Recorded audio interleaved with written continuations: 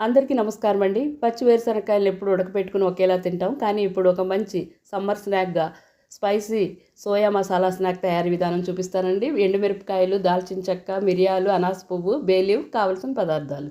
Stove మీద ఒక pan పెట్టి నీరు వేసి మరుగుతున్నప్పుడు ఈ మసాలాలు మట్టి లేకుండా శుభ్రంగా కడుక్కున్న పచ్చి వేరుశనక్కాయలని వేసి దానిలో రుచికి సరిపడినంత ఉప్పు,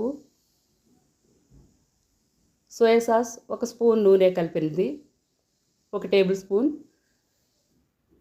ఒక స్పూన్ పంచదార కానీ బెల్లం కానీ వేసుకొని మీడియం ఫ్లేమ్ మీద మూత పెట్టి ఒక 40 నిమిషాల పాటు ఉడకనివ్వాలి. మధ్యలో ఒకసారి మూత తీసి చూసి ఉప్పు సరిపోతే యాడ్ చేసుకోండి.